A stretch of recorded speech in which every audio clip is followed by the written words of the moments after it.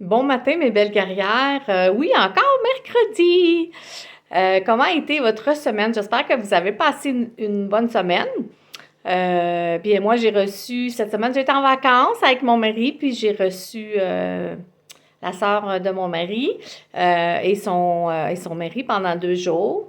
Donc, bien, c'est ça, on a passé du temps ensemble.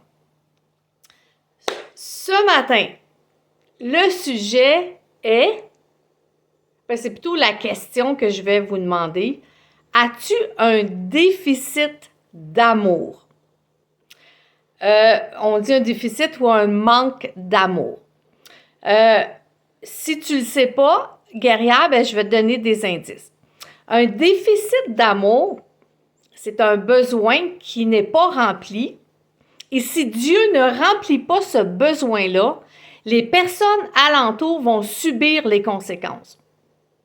Alors, tu vas chercher à gauche, à droite, tu vas chercher en achetant des choses, tu vas chercher en t'amusant, tu vas chercher de toutes sortes de façons pour essayer de combler le vide du déficit d'amour que peut-être te manqué pendant ton enfance, ton adolescence, ton mariage, peu importe. Le but ce matin, c'est vraiment de vous faire réaliser le fait d'avoir un déficit d'amour, quel impact que ça a autour de nous. Et souvent, les personnes vont se poser la question, mais pourquoi mes relations sont toujours difficiles? Pourquoi c'est toujours compliqué? Et souvent, guerrière, c'est pas les personnes avec qui tu vas t'engager dans une amitié, une conversation, mais c'est souvent toi, guerrière, qui peut avoir un manque d'amour et qui projette ça sur les autres. Alors, ce matin, j'aimerais te demander, j'aimerais que tu te poses des questions à savoir, ouais, mais comment je peux voir? Ce matin, j'aimerais que tu te regardes parce que souvent, les personnes qui ont été blessées, qui ont un déficit d'amour, souvent, il y a des choses qui n'ont pas été pardonnées, il y a des choses qui traînent dans leur vie qui n'est pas réglée devant Dieu. Et moi, ce matin, je voudrais vraiment juste t'encourager à aller au pied de la croix et d'aller chercher ce manque d'amour avec Jésus. Il n'y a pas un homme, une femme, il n'y a personne, tu ne peux pas t'attendre à ce qu'une personne, un mortel, une personne vivante puisse combler le vide dans ton cœur d'amour. C'est impossible parce que tu vas épuiser l'autre personne. Parce que l'autre personne n'a pas à subir ton manque d'amour, ton manque d'insécurité. Et ce matin, j'aimerais que tu te poses des questions, guerrière. Peut-être que tu n'as jamais réalisé que tu avais un déficit d'amour et que peut-être ça brime tes relations. Peut-être que tu te poses des questions, pourquoi ça va toujours mal dans mes relations? Pourquoi je suis toujours déçue? Pourquoi j'ai comme l'impression que je ne peux plus faire confiance en personne parce que tout le monde est pareil? Mais le problème vient peut-être juste de ton cœur, guerrière. Le problème vient peut-être juste d'un sentiment d'émotion qui n'est pas guéri, un sentiment d'émotion que tu essayes de remplir. Et moi, ce matin, je veux juste te faire réaliser que la seule personne qui peut remplir ça, c'est Jésus. La seule personne qui peut remplir le vide de ton cœur ou les blessures qui n'ont pas été pardonnées ou qui n'ont pas été guéries. Puis souvent, les blessures qui ne sont pas guéries, c'est parce qu'on ne l'a pas laissé au complet à la croix, on le reprend. Et je m'explique. Est-ce que, guerrière, tu es une personne qui revient toujours dans le passé? Moi, j'ai vécu des blessures. Moi, j'ai eu une enfance difficile, plus que tout le monde. Puis, est-ce que tu es toujours en train de parler du passé, de qu'est-ce que tu as vécu, de tes blessures? Est-ce que tu parles, parce que souvent, le guerrier, je veux juste te faire comprendre que souvent, des personnes blessées blessent. Alors, les personnes vont donner des propos blessants sans le savoir. Est-ce que tu cherches à contrôler, guerrière? Est-ce que tu cherches à contrôler l'autre? Est-ce que tu cherches à ce que l'autre réponde ce que toi, ça va faire, ton affaire, parce que tu as un vide, là, puis tu as besoin de cette réponse-là. Tu ne veux pas entendre d'autre chose que ça, parce que c'est non négociable. Parce que toi, dans ton manque d'amour, ça vient te sécuriser. À toi, dans ton manque d'estime de soi, toi, dans ton déficit d'amour, tu veux recevoir une réponse qui va te sécuriser. Au-delà de ça, si quelqu'un n'a pas la même avis que toi, tu vas tomber dans l'amertume, tu vas tomber, tu vas devenir agressive, tu vas devenir fâchée parce que la personne ne pense pas comme toi. Mais la personne, ça se peut qu'elle ne pense pas comme toi. Puis toi, ça se peut que tu ne penses pas comme l'autre personne, mais c'est juste de respecter cette situation et de ne pas vouloir toujours contrôler les avis et les discussions des autres personnes, même s'ils ne pensent pas comme toi. Alors, j'espère que tu comprends bien ce que j'essaie de te faire comprendre. J'essaie de te faire comprendre qu'un déficit d'amour touche tes relations. Un déficit d'amour fait que tu exiges des autres.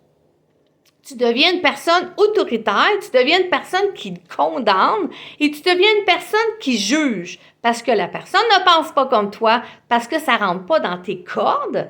Parce que ça ne rentre pas, même souvent, entre enfants de Dieu, entre chrétiens et chrétiennes, sœurs dans le Seigneur, on ne sera pas toujours en accord. Il y a des choses qu'une personne peut penser, la perception de l'autre, ou ce qui est rendu dans son état spirituel, ne sera pas à ce que toi, tu penses. Parce qu'on a toute une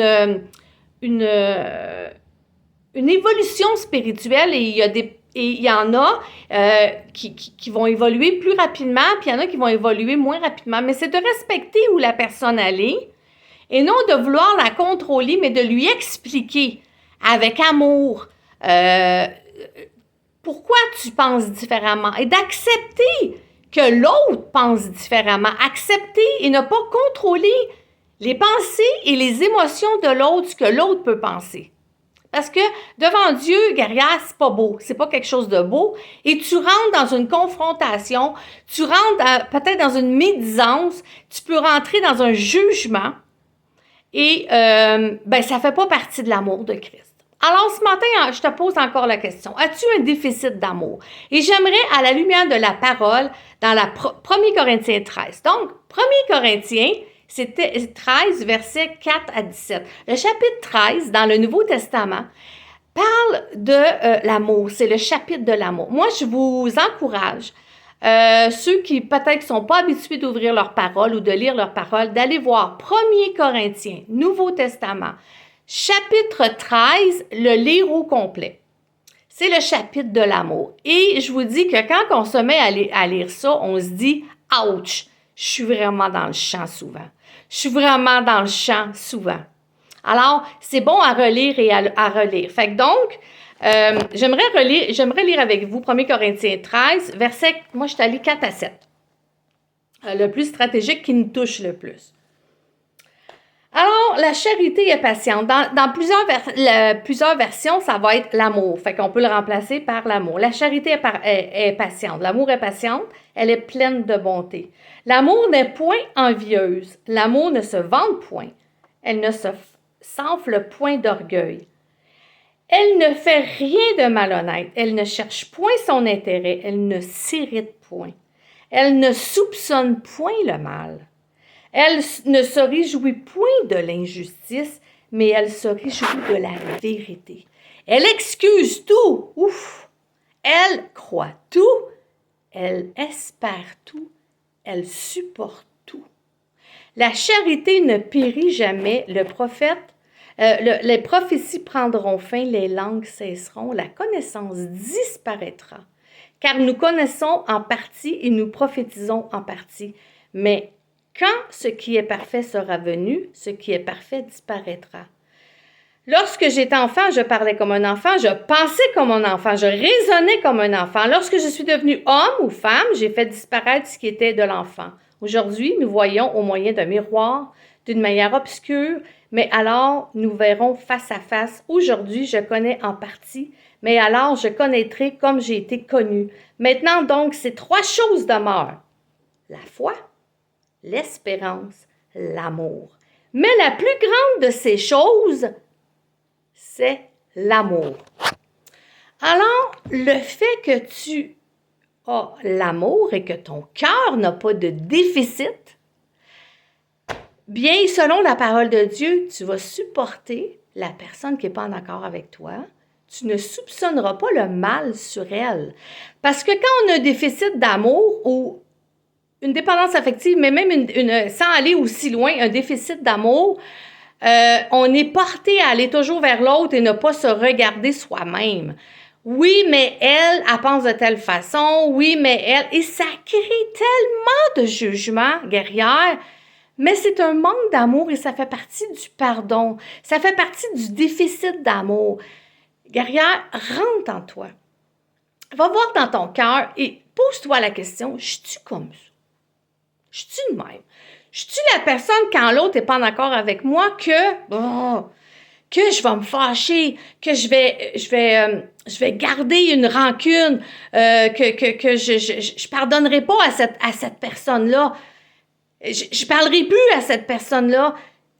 Ça va loin, guerrière, ça va loin. Ça fait qu'un manque d'amour devient un péché qui empoisonne tes os, qui empoisonne la personne que tu es parce que tu as eu un manque d'amour envers cette personne-là. Fait que le manque d'amour envers cette personne-là, ce manque de charité, ce manque de compréhension va faire que tu vas rentrer dans une chose, dans une situation qui va juste te faire ruminer, qui va te faire grandir une racine qui n'est pas belle pour toi ni pour l'autre.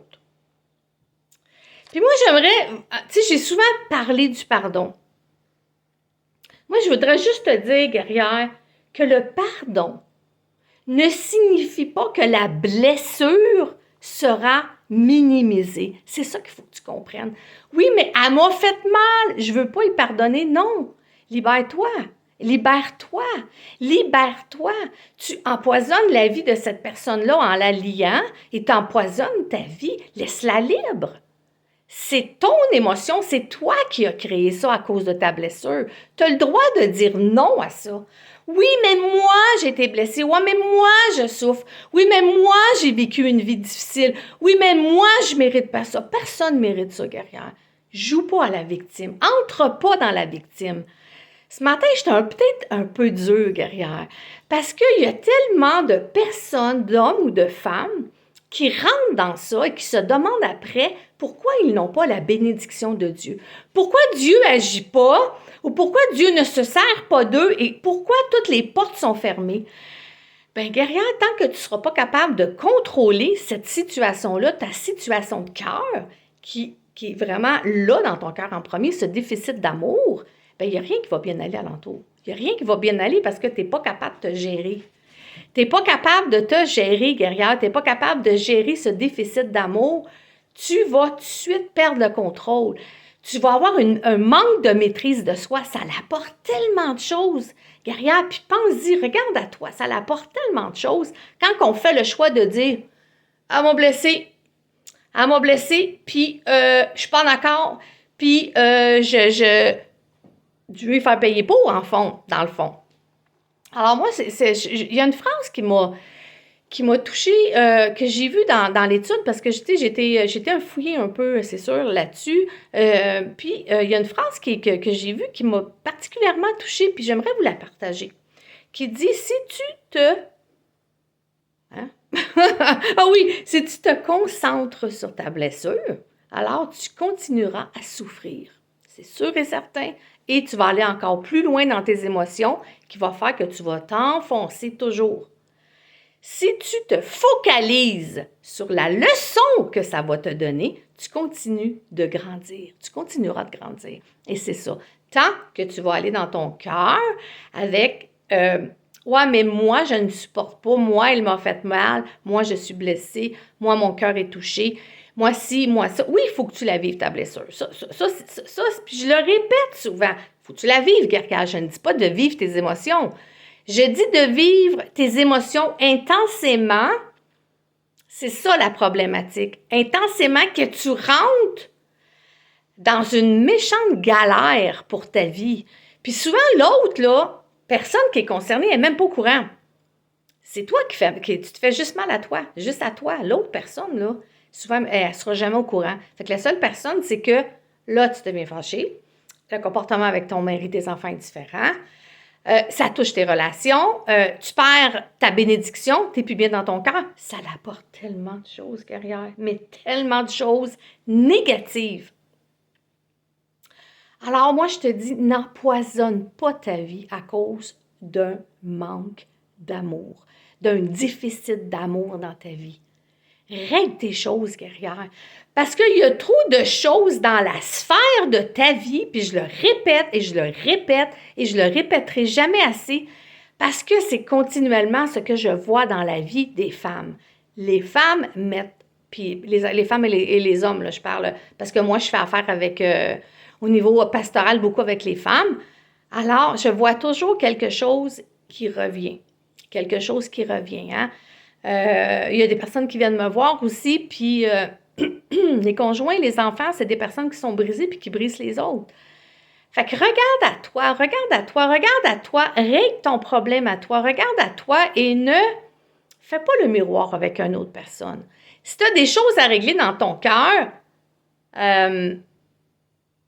va pas le transposer sur l'autre personne. C'est ça que je cherchais comme mot. Va pas le transposer sur l'autre personne, mais réalise, toi où t'es, réalise que la problématique, elle vient peut-être de toi. Elle vient peut-être de l'autre aussi, là, parce que l'autre n'a pas réglé ses bébites, puis ça va tout sur toi.